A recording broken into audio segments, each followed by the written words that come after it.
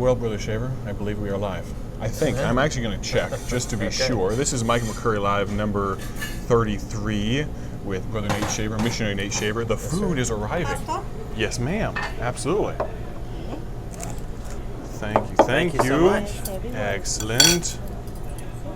Perfect. You need anything else, guys? I think we're great. Thank you so Napkins? much. I appreciate it. Oh, and, Right yeah, up there. perfect. We got Thank it. you. There we go. Now, I want to make sure we are actually live here. Just Thank a you so much. moment. And then we'll get into the conversation. I was going to say this is also Micah McCurry Eats, a whole different subgenre, number 2, technically. And it looks like, make sure the sound's working. Yeah, I think it's working so far. Perfect. If it doesn't, it's all right. It's recorded. We'll post it up later. I'm Micah McCurry. For those watching at home, this is Nate Shaver. And so we go for long-form conversational style. Great. So, yeah, that's basically it. We're going to tuck in here just saying we actually prayed right before we went on the air. So don't think we're heathens. did pray. We did. So we're at La Fresa. I don't know if you can see the signage behind me or not, but an excellent Mexican restaurant here on Darrow Road in Akron. And we got burrito fresa it's basically a large burrito smothered in cheese. It's fantastic. Looks fantastic. So I think we should start eating. Okay. And Fine with maybe before you take your first bite, 50 to 100 words, who are you? My name is Nate Shaver. I'm a missionary to Iceland, and Lord's allowed me to be involved in a lot of different ministries in my short life, and so we're excited about going to Iceland. And my wife Rachel, I have 4 kids: Sophie, Miles, Delbert, and Cornelius. And so we're excited. We enjoy driving around and being on deputation. So Very cool. Yeah. Very cool. So I think we should take a bite because I'll keep asking questions. yes, And this looks too good. So I got the El Pastor, the pork. You got the I got the steak. The steak, carne asada. Pineapple in there. Yeah, we had some pineapple. Just a shot of some freshness. I like the fact that it's literally smothered, There's baptized. so much. You could say. That's right. By immersion. By immersion. The only way. In cheese. Yes. So this Micah McCurry Eats thing. So to the genesis of this, Nate, I love food, and I like talking to people, I like interviewing people, and so that's where it's kind of a collision of all these things. And so that's where it kind of came about. I also like condiments and sauce. So if I see me bathing this in this as well, that's why. So anyway, yeah. So missionary to Iceland. Yes, sir. You are how long have you been on deputation? We've been on deputation for about 7 months now, Okay. so we're at about 15%, Amazing. Awesome. Praise the Lord. and it's been going well. We've enjoyed. Been out to Kansas and Ohio. Spent a lot of time in Ohio, Louisiana, Kentucky, which is where I'm from. Michigan, just came from there up to New York. So we've been traveling. It's been fun. Awesome. So you take a bite. I'm going to tell people how I met you. I think the first memory was First one. guy and his family, guy in a suit and tie, showing up to church on Wednesday. So in all seriousness, those of you that have been around ministry long enough think, well, here's a missionary. If someone you don't recognize showing up to church on a Wednesday, shirt and tie. And so that was my thought. Met you and realized we knew some people that we had in common, knew where you were from, all those things. And we just decided, again, I like talking to people and I like eating. So we went out for Mexican food then. So it's kind of a full circle thing This is it. here. And wouldn't have it any other way. So anyway, that's how we first met. So you backtrack in between bites and things like that. I know it's hard, but started the earliest. What's your background, dad, mom, all that kind of stuff? So I've grown up in church. My dad's been faithful in church my whole life, and I was born in Ohio, and so I remember even as being as young as 5, 6 years old, we would have missionaries in our house, and so from a very early age, I was introduced to missions. I was introduced to worldwide missionaries. We moved to Oklahoma, and it became a lot more personal. The church out there was very missions focused, Right. And I think that's necessary. And so a ton of missionaries would come in every year. I remember when I was 11, I met a missionary going to Iceland, and that was just part of the whole my whole lifestyle growing up. My dad was called to preach when I was 13, so we moved out to Western Kentucky, and he started a church, and so we were as a teenager, I was part of a church plant. I saw how churches are started, they grow, the issues they have, the blessings they see, the people coming and growing in Christ. That was a great blessing, and so church was a huge part of my life. Missions was a huge part of my life. Took missions trips to Mexico, Grenada, and so that really established that mindset in my life from a very early age. Well, something, and please feel free. I just saw recently someone talking about missions, I think on a Facebook video or something like that. And by the way, those of you that are watching, please feel free to comment in if you have any issues with the audio or anything like that. I don't think we are, but let me know if it does seem that we are, anything like that. And yeah, I'm chewing too loud. And you get to watch us eat, so you get to enjoy this experience. Anyway, but talking about missionaries and why we're sending less missionaries than we have been, or than they did 20, 30, 40 years ago. And he said basically very bluntly, it's the home. Yes, could pastors have a bigger burden? Sure. Could Sunday school teachers, could the Christian schools, all those things do more? Yes, we all could. But there's a stark difference between homes that have a bend towards missions or put their children in a position to at least to see missions, and those that don't. Heard someone else that I respect highly say that you've got to, what do I do when I'm 18, 20, 25, whatever, and not sure what God wants to do?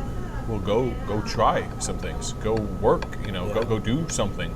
Don't just keep working at nothing against Taco Bell, except it's fake Mexican food. It's not as good as this. This is real stuff. But don't just keep working there. Go do something. Jump in with both feet. The whole, volunteer or not, well, do something. You might find your passion if you haven't found it yet. So, absolutely, I think 100% agree with you. Why can't you send your 18-year-old over to intern for a missionary for 3 months? He doesn't need to wait for Bible college. He doesn't need to wait for a calling.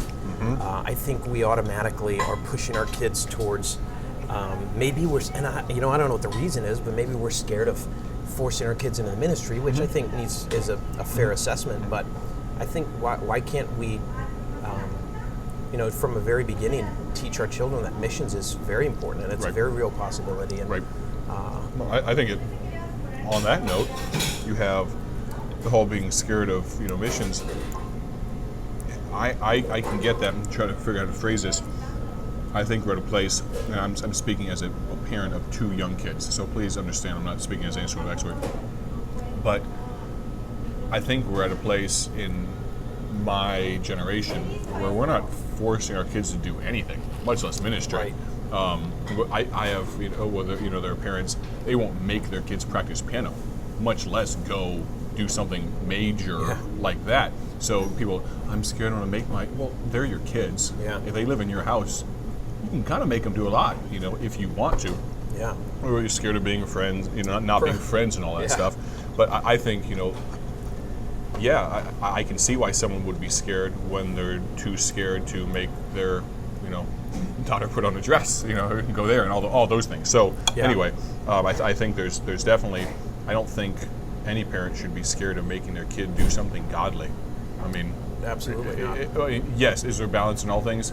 We're so far on the wrong side of it that I think making your kid go on a mission trip or something. That's not the problem we're having. Exactly. So anyway, that's why. I agree with you 100%. And there are so many more foundational family issues that we have today's. I mean, obviously all of the lightning rod ones, but I think obviously the world is attacking the family, and part of that is Christianity. It is the keystone. It is. And we have to go back to the Bible and understand what does the Bible speak about the family. Because this whole family process has been messed up. And I think we're seeing, it's not just full-time Christian service, but it's our peers leaving Christianity or leaving belief because the echoes resound on all quarter. It's not just to try to figure out how to fix missions and point the figure at the home. I think you're correct in that. But the foundational issues are much deeper rooted than that, absolutely. But anyway, you were talking about at home. In actuality, I need to grab some lime because I love lime with this. Hey, yes. So the limes are right around the corner. Do you need any limes? Because I'm going to get a I lot of limes. love limes, Okay, yes. so I'll be right Load back. up. I've got to put my microphone down. So you either just eat in silence, Eat in talk silence, about whatever you Robert, want, 1 second. whatever is fine. Brady Smell says we're looking forward to having the Shaver family at our missions conference in Amen. November. Yes, sir. So I have it in my calendar. So. fantastic. I'll Yeah, be right back. looking forward to it. 1 second. Yeah, speaking of Brady Smale, I was, for those of you out there watching, I grew up in his dad's church, Victory Baptist Temple in Elyria, Ohio, and back in the early 90s, and I was saved there at 4 years old. Just to give a story, to be open with you all, I was saved February 26, 1992, and why in the world do you have cucumbers? So hold on, I got the microphone back on. Oh. He asked a perfectly legitimate question. Why do I have cucumbers as well as limes? So I'm going to be completely honest with you. I'm not sure why they have cucumbers up there as well. All I know, and maybe this is the correct answer, I like the crunch and the freshness, contrasting. Wow. Also why I have pineapple inside my El Pastor burrito. Okay. So I don't know if it's supposed to be like a Just like palate the cleanser type thing, you know, the freshness offsetting against. It's a palate So anyway, ruiner.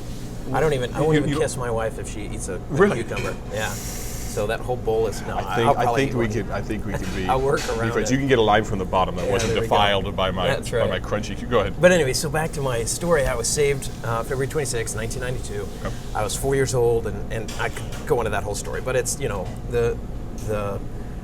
I knew about salvation. So the next step was baptism. Mm-hmm. And I told my parents I wanted to be baptized, and so we planned it. I think it was a week or two later I got baptized. My grandparents came up from Akron. I lived north of Akron at the time. And so it got time for the baptism, and we went back there. You have the baptismal robe you get Right. dressed into, and I didn't want to get dressed into that. I don't know what I was thinking, but I remember being terrified in that moment. And so, you know, okay, well, we'll get baptized. I'll get baptized in my suit. I had a gray suit on. So I went up there with Pastor Smale, and I was not a fan of everything that started happening. So I started screaming and crying, and I don't remember specifically how the baptism itself took place, but I know the whole time. You didn't follow the Lord and believe us back. You were forced. I into willingly believing. went. So I willingly went. But when it came down to be, you know, baptized right. in the water, I was a little hesitant. So, you know, maybe we're talking about a missionary who needs to be rebaptized or so, you know. No. But No, these it are was- deep questions of life. I know if you were to ask Pastor Smale, he'd probably remember that baptism. You know, not That's because a- I'm special, but because it was very unique. Pastor Grimaldi, my pastor, has a Yeah. lot of great. I'm sure there's a lot of pastors that have great baptism Yes. stories. Got to mention here, for those that might be wondering about these massive drinks here, right behind me, they have these amazing Mexican fruit waters, and this So is good. horchata. Yes. You know, people, when you describe it, it's technically like a Mexican rice milk, and people are like, oh, that's nasty. It's amazing. not nasty. It is amazing. He has a passion fruit. The pineapple is excellent as well. They have a pecan milk. That What else do sounds they have? interesting. A guava. An eggnog, which is excellent. You really can't go wrong. There's like 8 or 9. And they make them fresh here, like every day. So it's very, very good. And it's It healthy. also helps to cool my mouth from the Yes. very spicy. Yeah, I got some a pop of heat in here. So it was very This good. orange though. one. Orange one has a little bit Oh, of and bite. the salsa. I need to try some of that. Yeah. Make sure we're still rolling along here with no problem. No problems here. Let's see. Anyway, for those of you that might have just joined us here, it's Micah McCurry Live number 33, and technically the second episode of Micah McCurry Eats, which I do a lot of. I just don't always do it on camera. I don't record it. You're right. I don't record it all the time. There we go. There. It looks like it's all working. Fantastic. Those of you that are watching, if you wouldn't mind hitting that share button or something like that, we're talking to missionary Nate Shaver here to the country of Iceland, and so we talked about your salvation and your maybe baptism, whatever we're going on there. Right. And so we talked about home life, and that brought us up to what, your teenage years, I think. Yeah, And so teenage from years. there- Yeah, I grew up, obviously, I served in the church there. My dad started Greater Cumberland Baptist Church, and anyone who's been a part of church plant knows what it's like. You are filling any and all holes. I mean, you need an usher, you need a musician, or you need a bus worker when you get a bus route started, or whatever it is, you're doing that. Cleaning the church. I mean, that was just part of it for the first couple years at least. We were, cleaning the church. We were singing a couple times a week, and ushering and soul winning and door knocking. So that was part of our life, and I loved it. And it was a great opportunity to learn, to see my dad. I'm grateful for the job he did starting the church, and I learned a lot. Well, and I think that goes back to a point. Well, I make sure I jump in so you have a chance to eat too. But it goes back to you had a chance to taste ministry. Absolutely. And funny enough, you ended up in ministry. I think, we bemoan, why aren't my kids serving God? Well, you're only in church on Sunday morning. Right. To be blunt. Your kids never got a chance to see. It's obviously not important. Right. And so, I mean, yes, am I saying that you need to go out and start a church? No, but if God wants you to, if you felt a little prick there, then feel free to. That's right. But I think you had the chance, you tasted it. You didn't just jump into something that you had no experience with whatsoever. It's we have a girl on our bus route, teenager, talking about what she's doing for college and what she wants to do. She's a junior, and she wants to go be a criminal psychological analyst. Reason is because of a show called Criminal Minds, because she's seen it. And so I'm not precluding that profession at all. She wants to do that. She has a plan laid out. Yeah. She knows where she's going to college, all this stuff. I'm happy for her. I mean, it's far better than if it's God's will. I'm very happy for her. Yeah, absolutely. But she has seen that, and now she has a taste for it and wants to do it. Same thing. I mean, we think we can, not see the inside of a church, but once a week, and somehow we're going to get a taste for the things of God. Right. Yeah. But so backtracking to what you're talking about. Go ahead. I mean, so we served. I served in all of these different things.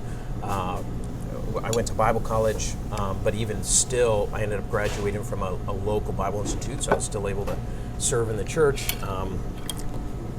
You all saw that right there live on TV. That's all right. Hey, it was below the table. You can't really see. That's right. You need a new knife or something? No, I'm okay. So, I was able to serve while I was at school. I was able to learn, and I appreciate all of those responsibilities. And I knew God had called me to full-time service, but it was really. When about did you? Was it just something that you? So it was when I was 11. Okay. I mentioned earlier meeting that missionary. When God dealt with me about that, I was not surrendered, and even. You 11-year-old, how in the world are you supposed to surrender or not surrender? Sure. But I remember rejecting surrendering to God. And I remember sitting in the balcony, and it was some sort of conference at the church we were at, and God was convicting me, and I was literally white-knuckling the pews, and I didn't want to surrender. And so I ended up going down to the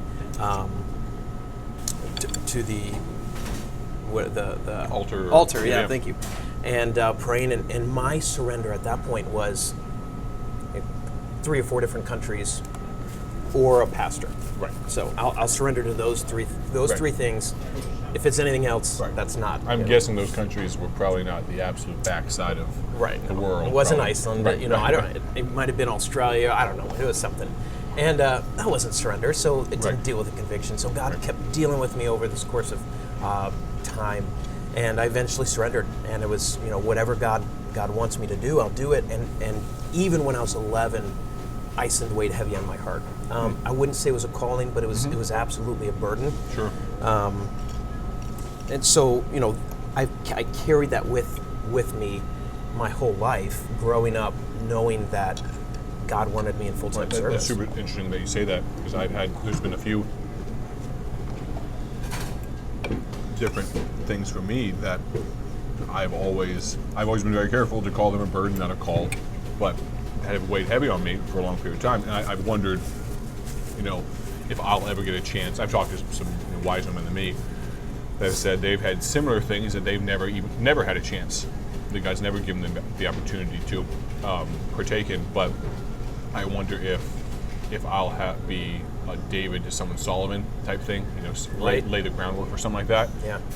But there are those things that in the back of my mind, I'm like, that'd be really cool to do, and I have this burden for it. But it's cool that, so even at 11, you had that thought, that particularly in the back of your mind, this is, I'm not surrendering to it, but this is a place. Right. So, and then it comes to fruition. Yeah, so I graduated from college. I worked at Radio Shack for however long, 8 years I think total, including college, and it was kind of just, I felt like my wheels were spinning, but I feel like I was where God had me. Sure.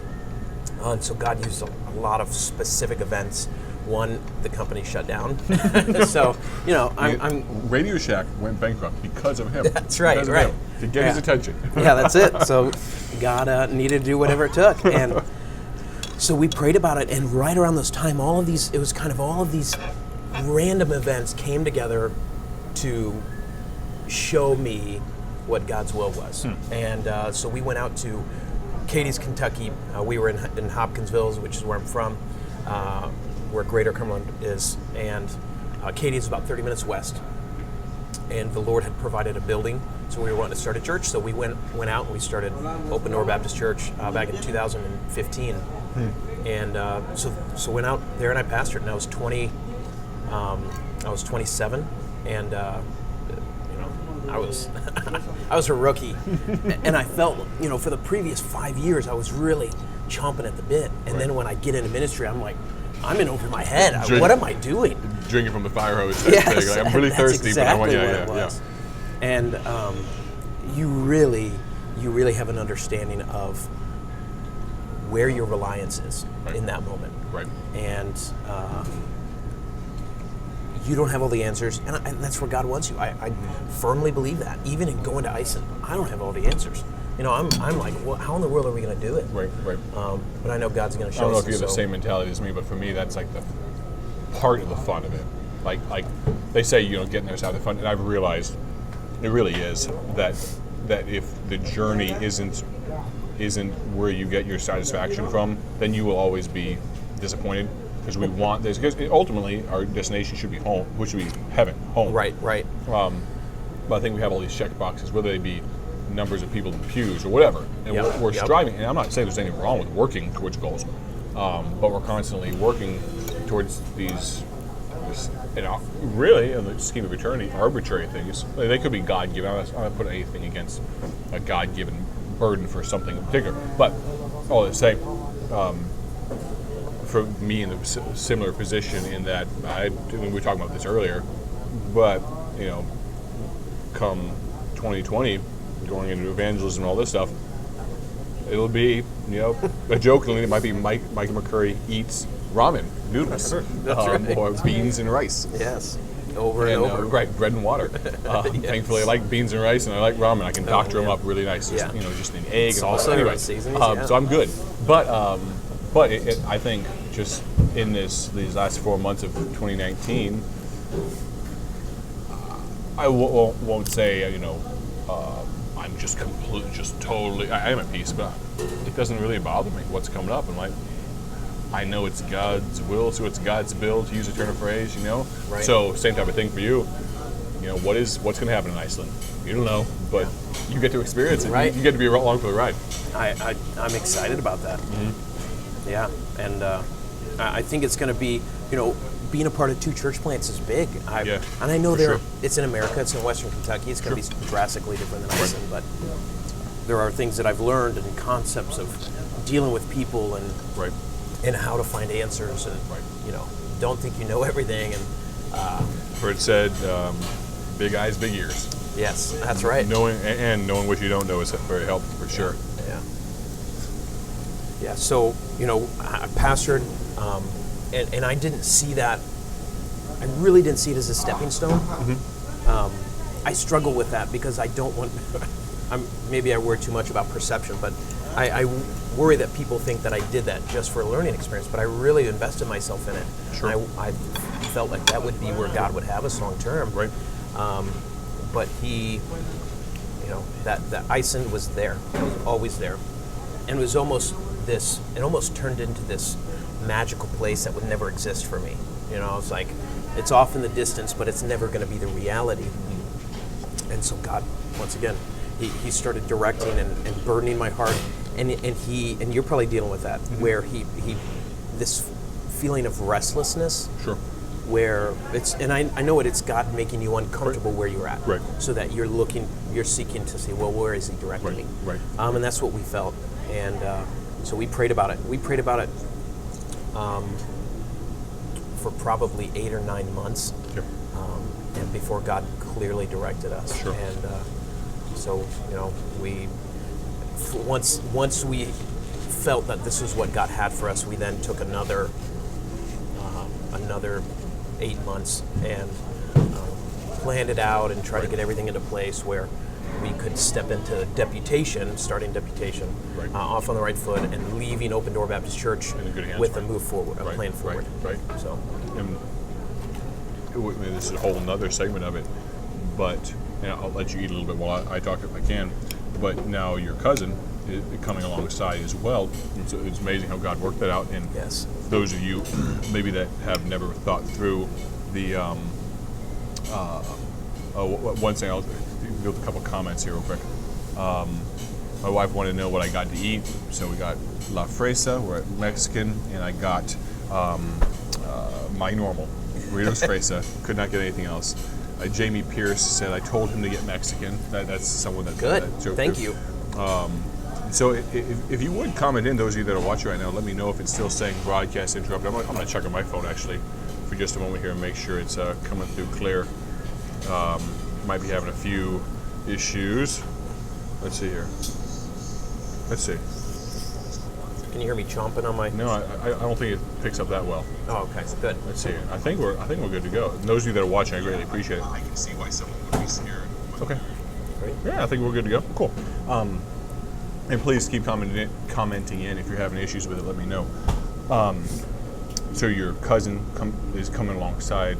Absolutely. What I was going to say was, those of you that haven't thought about the practicalities of being gone, and not even being gone, making a new home somewhere else. Loneliness can definitely be a big part of it. Even with the technological side, it's no substitute for being at a family reunion or Thanksgiving. And so being able to have a good, family member there and be able to lean on each other for support.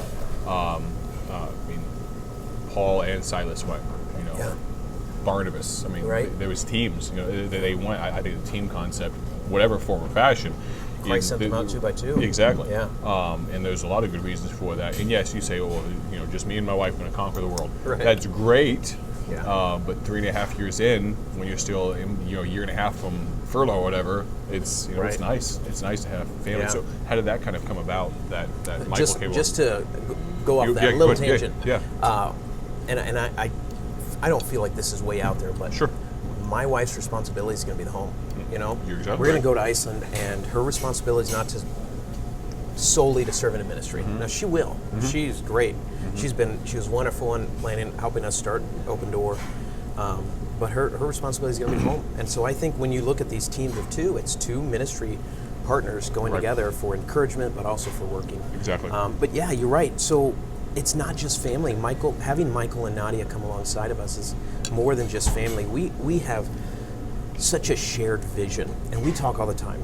We talked for an hour yesterday. We talk, constantly, and we talk about Iceland. We talk about deputation, and we share a similar vision as to the methodology of missions and what it looks like to plant a church and what it looks like to what that's going to look like and how you go about doing that. And so we're going over there as family. We're close friends, but we're also close ministry, close in an understanding of ministry, Right. And in the practical aspects of Right. performing ministry. So, we're going to be team. However that works out.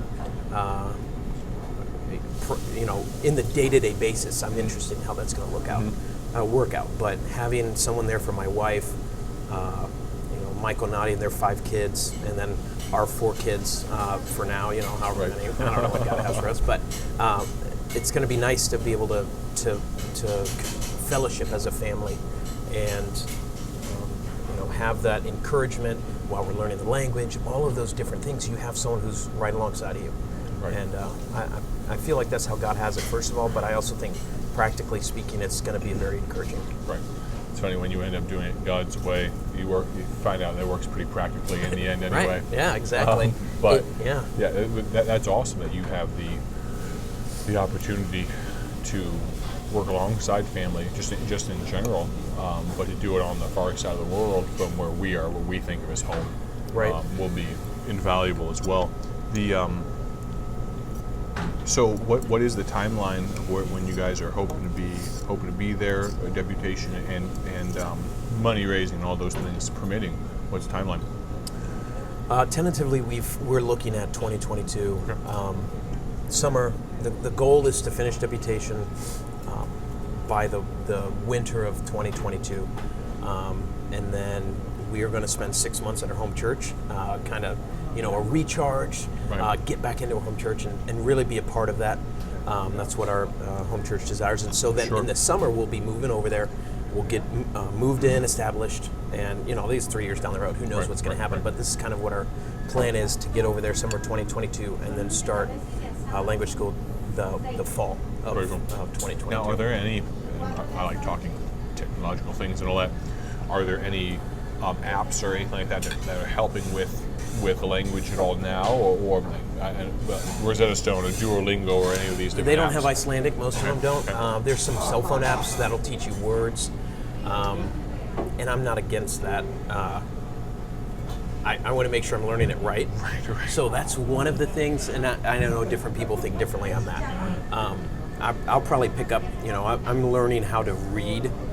I don't know what I'm reading, but I can learn how to pronounce the words. So I'm trying to do these small things, but I'm not gonna take a lot of time. We've got to take care of schooling on this end. Right.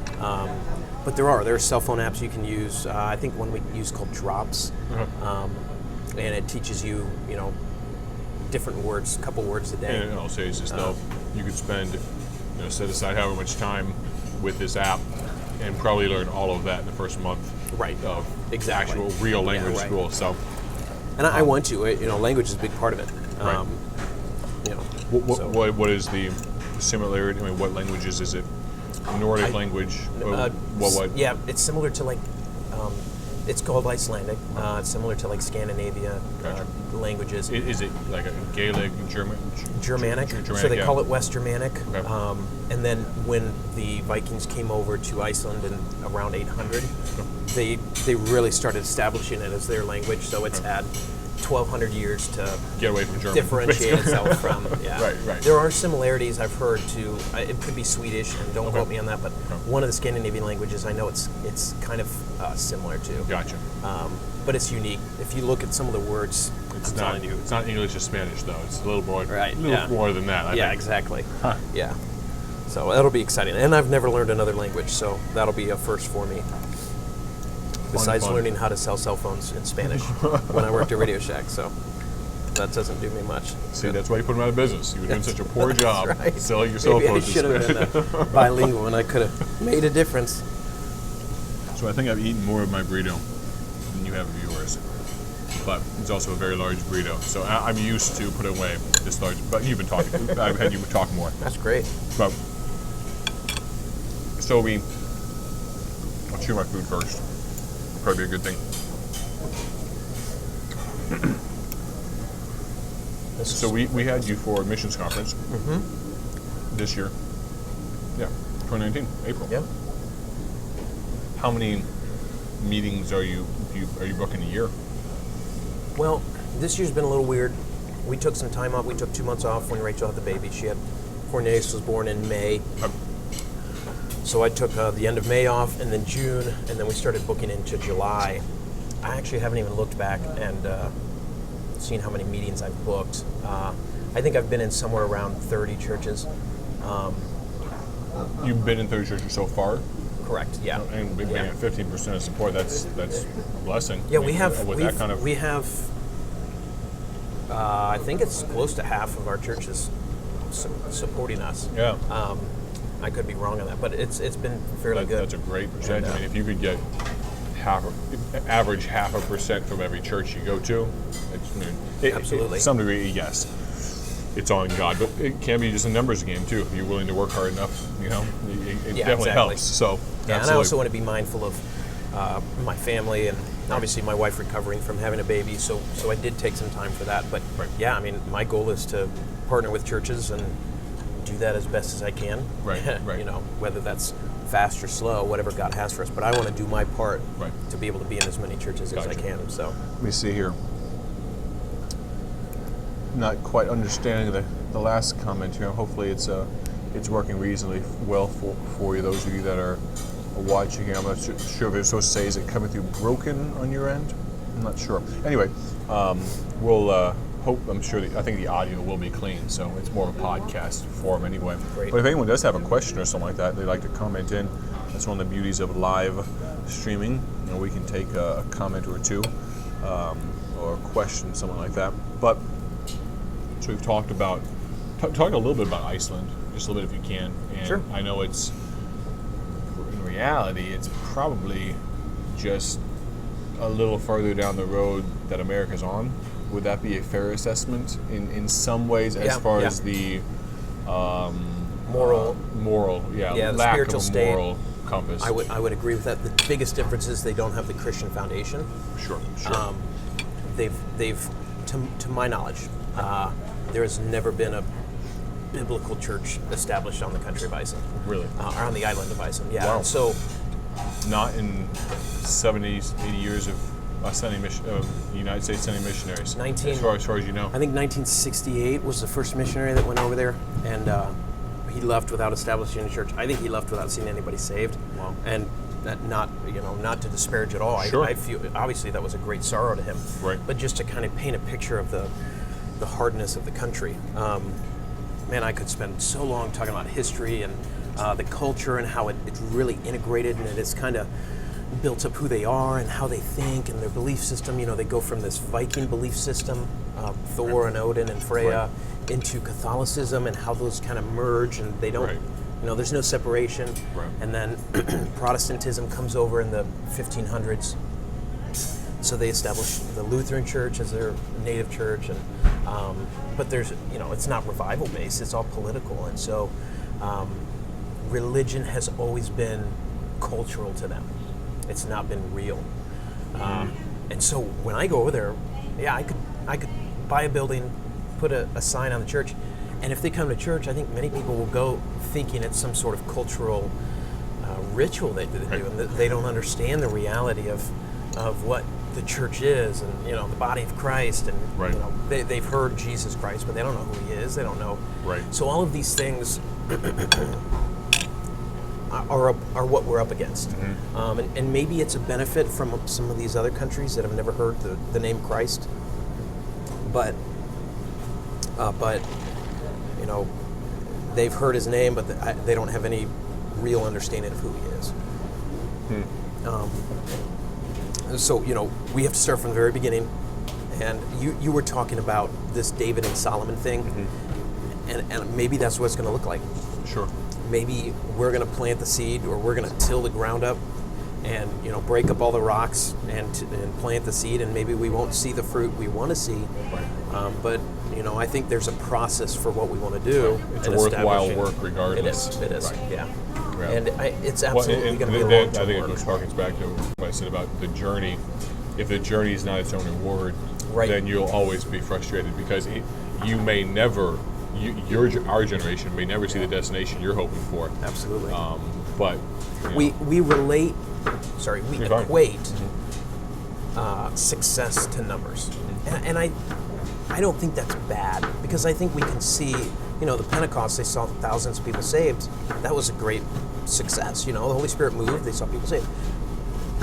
Success is doing what God has for us.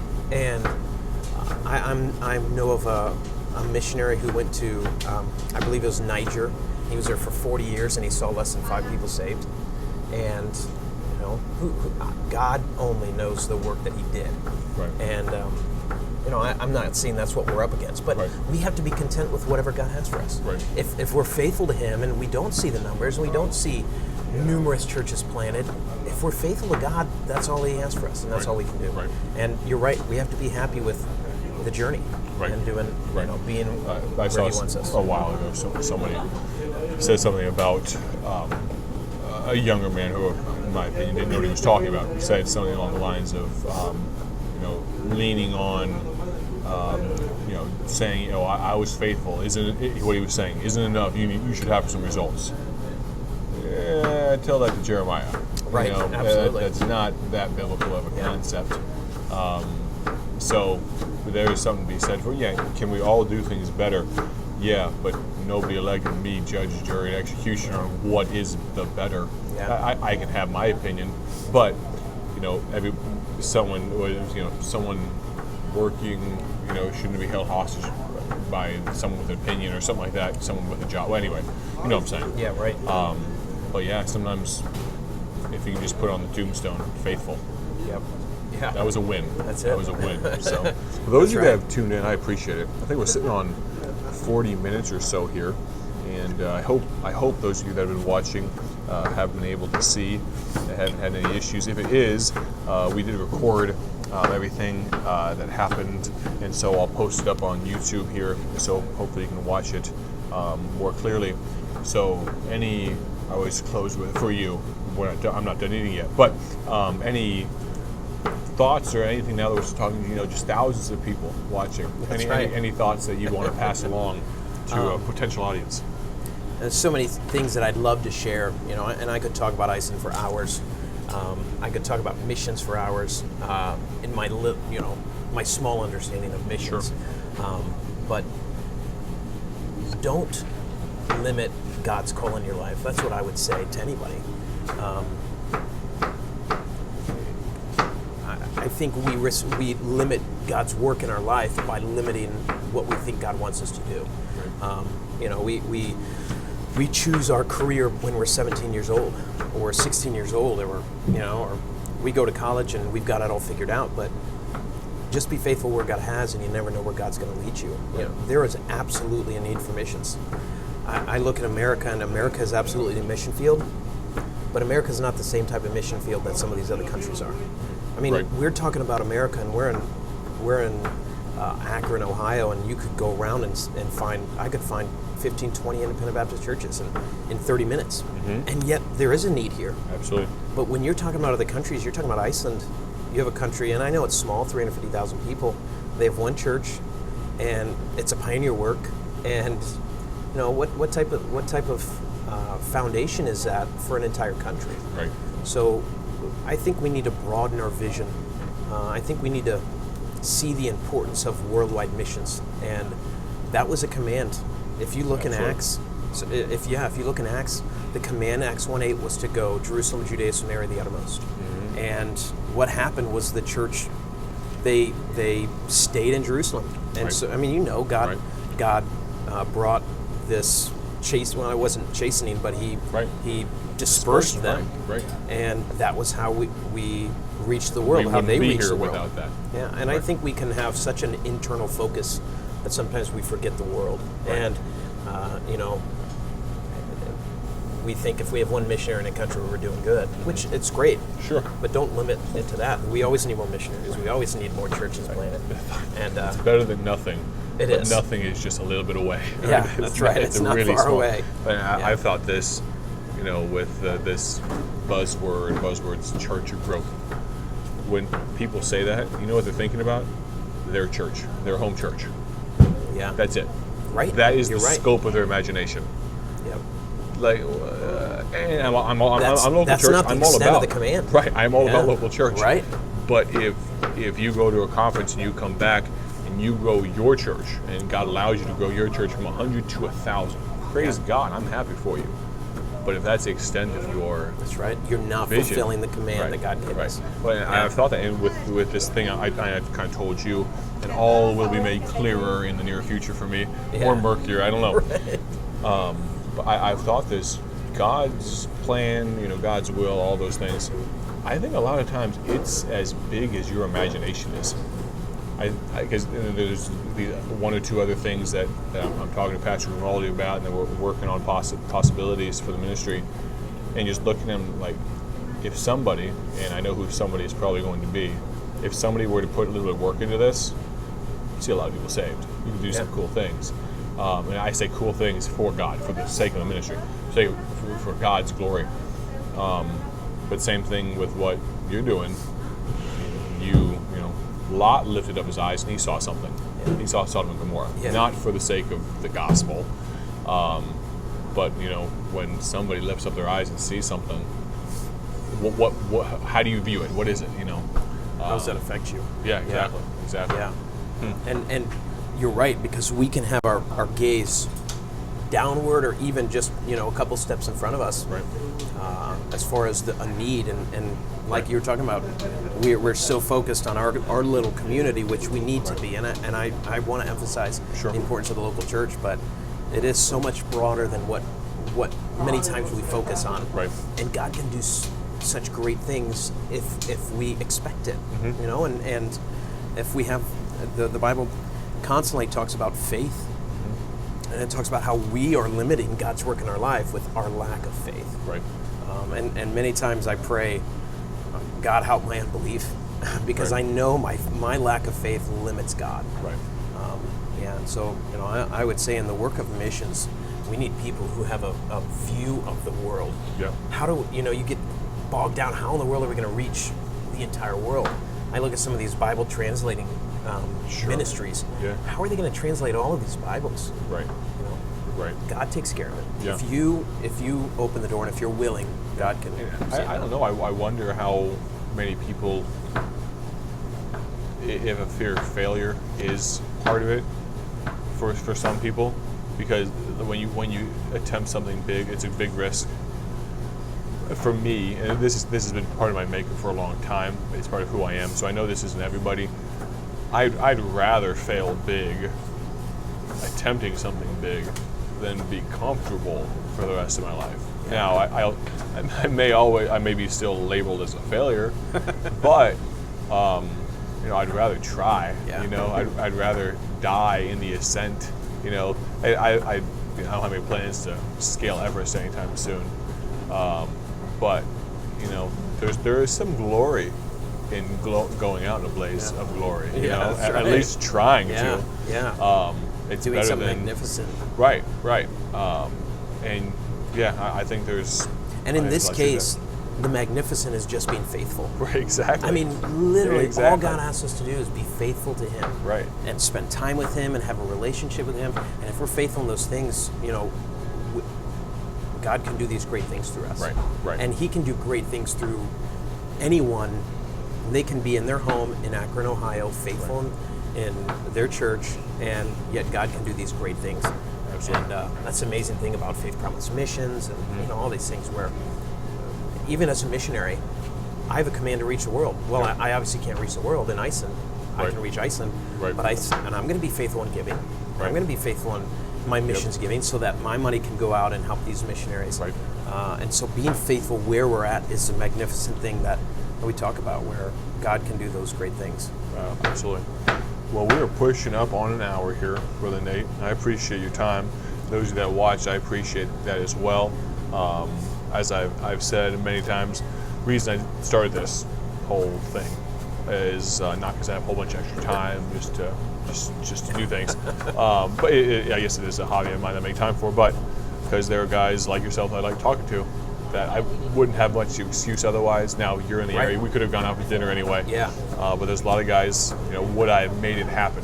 Probably not. Yeah. So even this has been an edification, to me. And so I appreciate it. If nobody's watching at all, that's fine. Because I got something out of it. And I And we definitely get a got something out of it. burrito. That's right. For sure. So, yeah. So I appreciate it very much. Well, I appreciate it, We'll go Micah. and sign off here in just a second. For those of you that are watching and listening, thank you. I appreciate it. You can check out the podcast, Micah McCurry Live, website, MicahMcCurry.com, and all those things, some different articles and all those things. But please tell people where they can find you online and just keep up with Deputation, all those things. Yeah, so I'm on social media, like every good Christian. And Iceland Shavers is our tag. You can search us on Facebook or the Nate Shaver family to Iceland. Basically, anything Iceland, you're going to find either me or my cousin, and then you can search your way to that. But And his name is Twitter, Michael and Nadia. Michael over there. Knight is my cousin, Right. and then me, Nate, and my wife Rachel. But Instagram, Iceland Shavers, or Twitter, or Facebook. And if you would, I'll make sure I mention this, pray for Michael and Nadia. Yes. And Nadia was just diagnosed with cancer. still going to Mayo Clinic. I just saw. They are. That's all right. Yes. And so Yeah. pray for them as they continue to try to keep up momentum with deputation, all those things, while also making sure to take care of her health as well. And so pray very specifically about that if you would. We greatly appreciate that. We'll go ahead and sign off here in just a moment, but Nate, I greatly appreciate it. Yes, sir. After we sign off, I'm going to continue eating a little bit, though I'm getting very full. I'm at a getting point. So the first episode of Eats, whatever I did, I got a massive burger. I mean, huge. I normally eat a lot. Yeah. I could not put a dent in this thing. Like, That's it lasted me the whole next day. That's as a well. blessing. Yeah, it was a good blessing. It made me look like a wimp. I couldn't Yeah, eat that's anything, right. but it's all right. It's a blessing. That's where I'm life at to with be. this burrito. So. Yeah. Well, thank you so much for watching, guys. This has been Micah McCurry Live number 33, or Micah McCurry Eats number 2. I haven't figured out how to title these yet. Those of you that are watching, thank you so much. We'll catch you on the next one, and have a great day.